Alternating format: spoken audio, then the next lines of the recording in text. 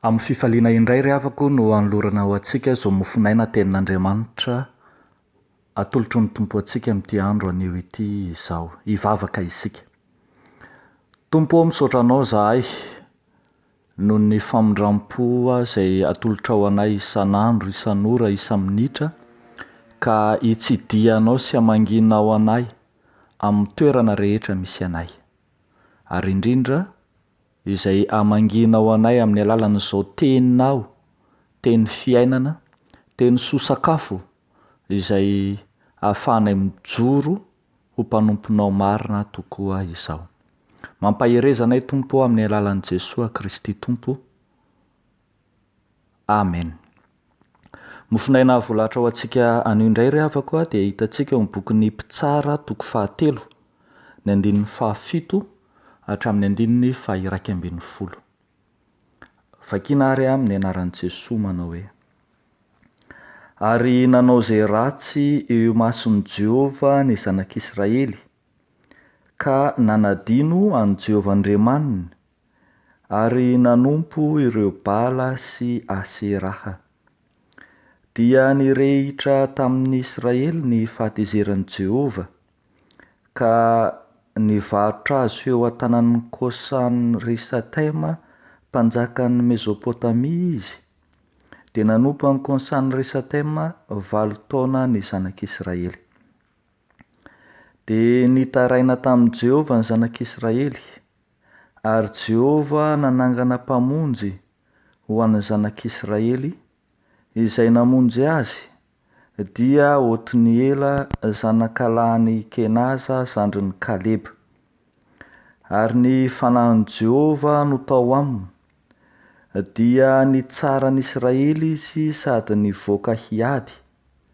Ary Kôsan-Risataima mpanjakan'ny Mesopotamia dia natolotra Jehova teo an-tanany, ary nahery ny tanany ka namely an'i Kôsan-Risataima. Dia nandry ny tany 70 taona, ary maty Otniela zanaky Kenaza. Ray Masino, manamasinana amin'ny fahamarinana, ny teninao no fahamarinana.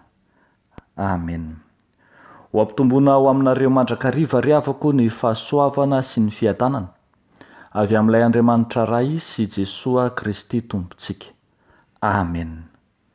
Dia nitaraina tamin'i Jehova ny zanak'Israely, ary Jehova nanangana mpamonjy ho an'ny zanak'Israely izay namonjy azy. Amin'ny 7 ry havako no ahitantsika izany.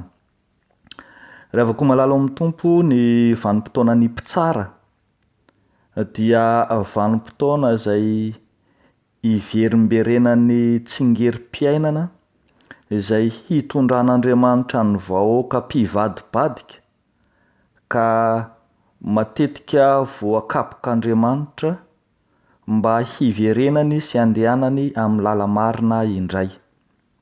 Eo anatrehan'izany dia hita mandrakariva ny fitantanan'Andriamanitra ny fiainan'ny vahoakany, na dia mpivadibadika aza. Fa ilaina sy takiana kosa ny amin'izay hiverenan'ny vahoaka amin'Andriamanitra. Andeha ary ho jerentsika ry havako, araka ity 7 ity: ny mpino mandroso amin'ny finoana. Ny mpino mandroso amin'ny finoana voalohany dia mahatsiaro mitaraina amin'Andriamanitra. Hoy ilay 7 teo hoe: dia nitaraina tamin'i Jehova ny zanak'Israely. Difotra tao anatin'ny fanontotsampy ny zanak'Israely, zary lasa nanompo any Bala sy Asera, ka niala tamin'Andriamanitra ireto vahoaka voafidy ireto vokany, niatra tamin'izy ireo ny fahatezerana mirehitra araka ny ambaran'ny 9, ka zary lasa babo sy namidy tany amin'ny Kôsan-Risataima mpanjakan'ny Mesopotamia nandritry ny 9 taona ireo zanak'Israely ireo. Vokatry ny fihodonany tamin'Andriamanitra, ny fialany tamin'Andriamanitra izay farafahotana tsy zakan'Andriamanitra indrindra no nahatonga azy ireo ho very tahaka izany. Arak'izany dia miariareto ry havako fa ny fahotana sy ny fialana amin'Andriamanitra no miteraka ny fahatezeran'Andriamanitra, ary izany kosa dia mitaky ny fibebahan'ny mpino. Dia eto hitantsika eto ny ambarany 5 fa nahatsiaro ho diso nahatsiaro ho meloka izy ireo ka dia niverina nitady an'Andriamanitra, nitaraina tamin'Andriamanitra. Hoy ny voalaza hoe dia nitaraina tamin'i Jehova ny zanak'Israely. Noho ny fahotany tokoa mantsy dia voakapoka 8 taona izy, fa rehefa miverina mitodika mibebaka miaiky mitaraina amin'ny Jehova Andriamanitra izy ireo, dia hitantsika fa noho ny fitarainana izay nataony tamin'Andriamanitra io dia nisitraka fiadanana avy 5 eny izy ireo. Hitantsika ny amin'ny 1:20 zany, raha 8 taona no nampahorian'ny Mesopotamia azy dia nahita fiadanana nandritra ny 70 taona izy noho ny fiverenany tamin'Andriamanitra.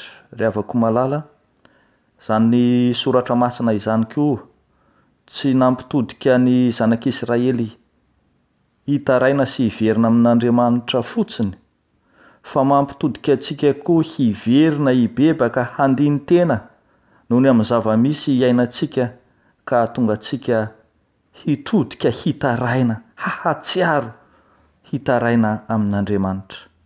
Fotoana izay fiverena mitompo raha teo zao ry havako, andro farany, ka tsy misy mahasakana antsika tsy hiverina hitodika amin'Andriamanitra. Aoka ho ataontsika ho tombony lehibe ho antsika ireo kapoka izay nahazo ny zanak'Israely fahiny, ary andraisantsika lesona sy anatra amin'ny andro ankehitriny, ka tsy hizorantsika intsony. Ny mpino ry havako dia mahatsiaro mitodika sy mibanjina an'Andriamanitra eo anatrehan'ny fahalotony, eo anatrehan'ny fahatsiarovany fahadiso, ka manao tahaka an'ireo mpanota izay niteny hoe Tompo mamindrafo amiko. Anao tahaka ny ireo vavaka fanetretena izay ataontsika hoe tsy mendrika ny atao hoe zanakao aho, tsy mendrika ny idiranao ambany tafitranoko aho, tsy mendrika ny tsipona izay sombotsombo latsaka amin'ny latabatra akory aho. Arak'izany ry havako, aza miandro kapoka itsika na ny famaizany tsitoa vao hahatsiaro hiverina sy hitaraina amin'Andriamanitra. Efa ampy ireo kapoka izay nahazo ireo lasa rehetra, eny na tamintsika koa aza, fa ny amin'ny ankehitriny hiverina hitodika amin'Andriamanitra isika. Ny mpino mandroso amin'ny finoana mantsy dia mpino mahatsiaro mitaraina amin'Andriamanitra. Ny zavatra faharoa hitantsika ry havako eto amin'ity soratra masina ity dia ny hoe ny mpino mandroso amin'ny finoana dia anangana an'Andriamanitra mpamonjy. Hoy hatrany ny 7 manao hoe dia nitaraina tamin'i Jehova ny zanak'Israely, ary Jehova nanangana mpamonjy ho an'ny zanak'Israely izay hamonjy azy. Dia indro tokoa ry havako natsangan'Andriamanitra i Otiniela zanak'alahin'i Kenaza zandrin'ny Kaleba, izany hoe zanadralahin'i Kaleba na neveu an'i Kaleba, ilay isan'ireo roalahy izay niditra ny tany Kanana avy tany Egipta izany. Ny andron'ny mpitsara ry havako dia mampahatsiaro antsika fa Andriamanitra mifidy sy maniraka olona hamonjy ny vahoakany. Maniraka olona manokan'Andriamanitra, ireo mahery fo izay miaraka amin'Andriamanitra hamonjy ireo vahoakany eo anatrehan'ny fahavalo izay mampahory sy mampijaly azy. Ny mahery fo ry havana izay tenenina eto dia tsy olom-boafidy na olom-boatendry akory, fa olona nomen'Andriamanitra ny fanahiny ka zary lasa mpitarika manana fahefana vokatry ny asan'ny fanahin'Andriamanitra. Reo no antsoina koa hoe chef ayant un pouvoir charismatique, zany hoe manana ny fahefan'ny fanahy masina ao anatiny ao. Ry havako, rehefa jerena eo anatrehan'ny fiverenan'ny vahoaka sy ny fitarainan'ny vahoaka, dia indro Andriamanitra mihitsy no miasa hamonjy ireo vahoakan'ireo. Dia hoy ny voalaza hoe ary Jehova nanangana mpamonjy. Le hoe nanangana dia hoe adopté, zany hoe Andriamanitra no manangana mpamonjy, Andriamanitra no misafidy amin'ny alalan'ny tenany manokana hamonjy ny vahoaka.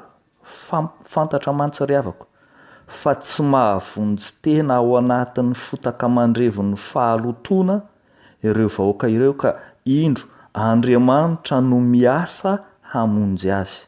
Asan'Andriamanitra rahateo ny famonjena. Dia mampahatsiaro antsika ry havako malala ity teny manao hoe ary Jehova nanangana mpamonjy ho an'ny zanak'Israely izay hamonjy azy. Tena Andriamanitra miasa hamonjy mihitsy io. Andriamanitra no manangana izay hamonjy ny vahoaka ao anatin'ny fahalotoana. Dia mampahatsiaro antsika ilay Andriamanitra nanangana mpamonjy tamin'ny alalan'i Jesosy Kristy, izay namonjy ny olona ho afaka amin'ny fahotana, izay namonjy izao tontolo izao tao anatin'ny fotaka mandrevo ny fijaliana izay nahazo azy. Ry havako malala ao amin'ny Tompo, amin'ny androntsika ankehitriny, tsy mila mitady ary tsy mila manangana famonjena hafa sy avy any ankafa intsony isika hanampy izay natsangan'Andriamanitra hamonjy antsika. Ampy ho antsika Jesosy Kristy ilay natsangan'Andriamanitra ho famonjena izao tontolo izao, koa tsy ilaintsika intsony izay rehetra mety ho famonjena ivelan'izany, tahaka ny fananganantsika ny ody aina, ny odi-bala, ny rehefa misy fahafatesana dia manangana fanidy iarovana amin'ny fahafatesana, na amin'ny fitadiavan-karena dia mametraka harena ody ho loharanon'ny harena. Tsy ry havako, ampy ho antsika ny famonjeny Jesosy Kristy antsika izay natsangan'Andriamanitra hamonjy izao tontolo izao, ka nandatsaka ny rano teo amin'ny hazo fijaliana ho fanadiovana ny mpanota rehetra. Ry havako malala, miharihary amin'ity tenin'Andriamanitra ity, ny tsy mba halivalim-piainan'ny vahoaka voafidy, fa mandalo fiadanana, dia manota, dia voakapoka, dia mibebaka. Dia rehefa avy mibebaka dia matetika mandalo fiadanana, dia manota indray, dia voakapoka, dia mibebaka, ary toy izany hatrany. Fa amin'ity andro an'ity entsoin'ny tenin'Andriamanitra antsika, ny amin'izay hijoroantsika amin'ny famonjena omen'ny Tompo antsika ka hahatsiarovantsika ho voavonjy marina. Dia ho an'Andriamanitra irerianany ny voninahitra. Amen. Hivavaka isika. Jesosy, misaotra anao izay ny amin'ny teninao izay mampanantena famonjena tamin'ny alalan'ny ranao Jesosy Kristy nalatsaka teo amin'ny hazo fijaliana ho fanafotana anay. Misaotra anao zahay, Andriamanitra, noho ny amin'ny fanekenao andray anay ao anatin'ny fahalotoanay. Fa indray mivavaka ihany koa ankehitriny ho an'ireo izay tsy mba mahatsiaro anao Andriamanitra, ireo izay tsy afaka mandiny tena noho ny amin'ny fanakalozany anao Andriamanitra amin'ny Andriamanitra izao tontolo izao.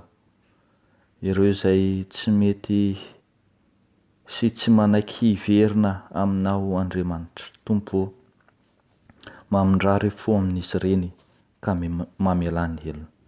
Fa raha sitrakao ataovy avidimy eny mihoatra noho ny amin'ireo fiadanana azon'ny zanak'Israely ny fiadanana entinay.